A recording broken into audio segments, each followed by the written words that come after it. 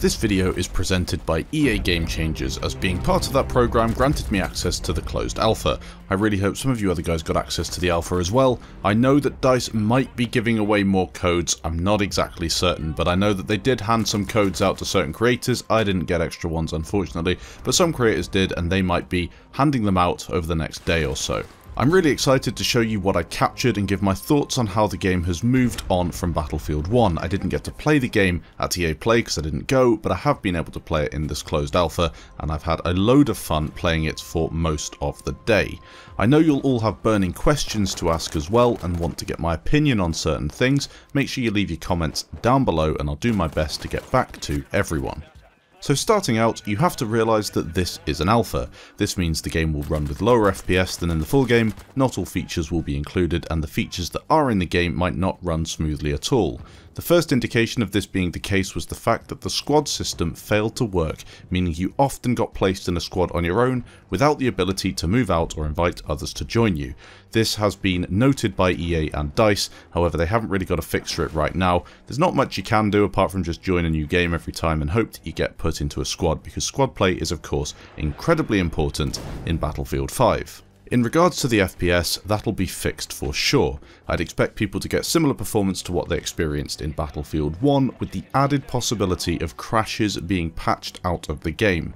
With the alpha, I have not had one single crash in about 5 to 10 hours of gameplay, whilst in Battlefield 1, I get crashes quite a lot. Let's start out with the gunplay.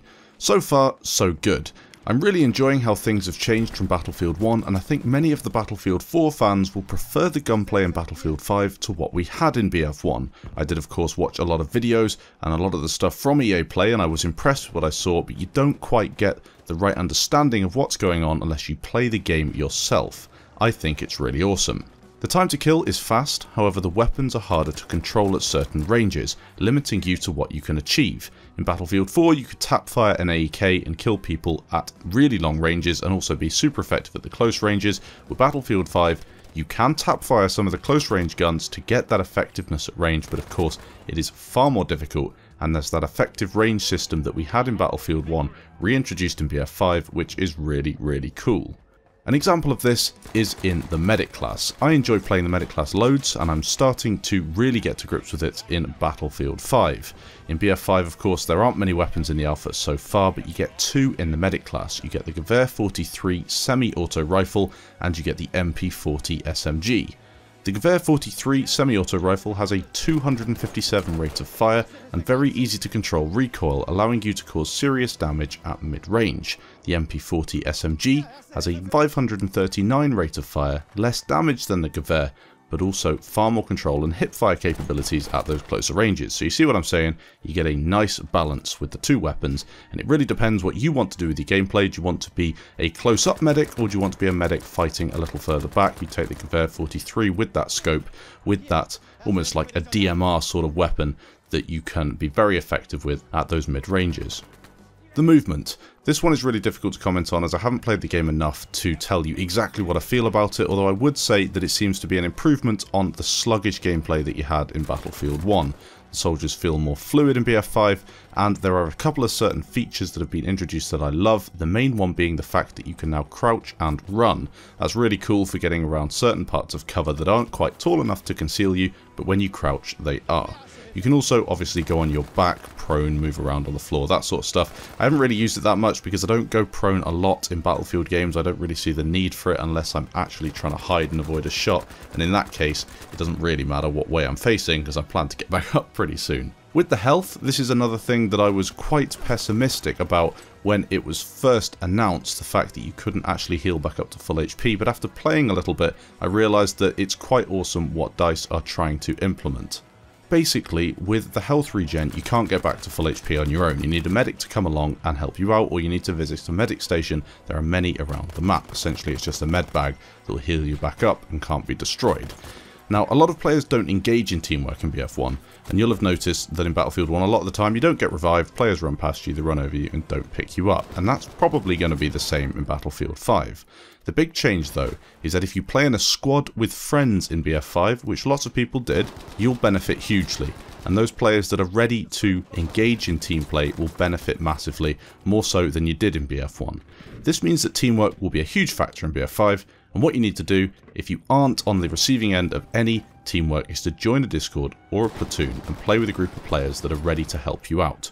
You'll coordinate together, you'll cap flags together, and obviously you'll revive each other, and it'll be really good. Reviving players as a medic takes a little longer than in Battlefield 4 and BF1, however that is still not really that bad. The only thing I would say is that there is a small pause just after you finish the revive, and DICE need to make that transition much smoother. I want it to be in my control with my soldier, and I'm choosing when to move away from that revive instead of standing still for half a second ready to be sniped back to the spawn screen. If you aren't a medic, you can still revive your squad mates, however this takes a long time. I wouldn't really suggest doing it unless your squad mates are in cover.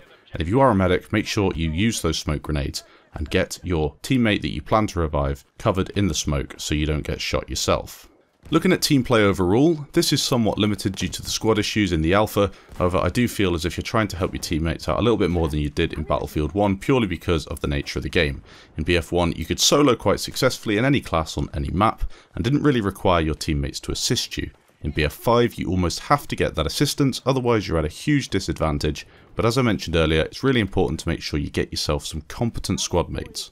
Taking a look at the UI, I think it's a little clustered and far too much is going on, making it difficult to understand at times, but it's nothing major. DICE will of course alter this, it's only an alpha, and they'll take all the feedback on board.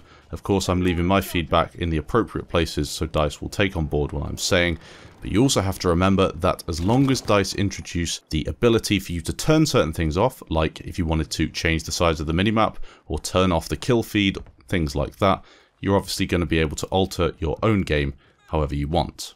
I also hope that they introduce a setting to turn off the snow on the Narvik map, because that just gets in the way and it makes it really difficult to spot players. Vehicles, this is something I'm slightly concerned about, especially with the tanks. They seem to be very similar to those in Battlefield 1 in terms of the mechanics. You repair in the same way, you move slowly as you do in BF1, and you're fairly limited with what you can do against other armour due to the fact you now have to travel all the way back to base in order to resupply and repair to full HP. This means that you can't take on other tanks all the time because of course you're just going to be at lower HP. Maybe you are requiring a teammate to help you out and repair you from the outside. I need to play a bit more in order to get a real grasp of what's going on, but it seems as if it's lacking, especially with angles and the way you can block shots and decrease the amount of damage a tank's doing to you. I don't know, I need to take a closer look at it, but overall I'm kind of on the fence. The planes sound and look awesome. It's insanely cool seeing a dogfight take place overhead whilst you attempt to cap a flag on the ground. However, it is again something that I need to experience more before giving an overall verdict. Squad commands. The introduction of squad commands is quite cool, and I certainly think it promotes team play to a larger extent, and that will definitely help the direction DICE are trying to take Battlefield 5. You work towards gaining a certain score as a squad, and then the squad leader gets to spend the points on either a tank or a V1 bomb that has the same impact as a cruise missile had in Battlefield 4.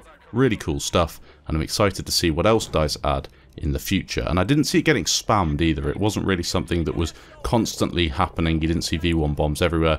A couple around as squads worked out that they could use these things to help them and assist them cap an objective. Finally, my favourite thing from the alpha so far, the destruction. Impeccable as always from DICE, destruction creates an incredible atmosphere to battle in. Buildings fall down far more accurately than in Battlefield 1, and this will only get better as the game moves into beta and then the full release. My highlight so far has been spotting a sniper in a window and then blasting him straight out with a Panzerfaust or a tank shell. So that is what I think of Battlefield 5, the alpha at least. I will of course bring you more videos on Battlefield 5 as I play the game more, and I'm looking to put together a couple of top plays episodes. Thanks for watching guys. Remember to leave your questions in the comments, and I'll catch you in the next video.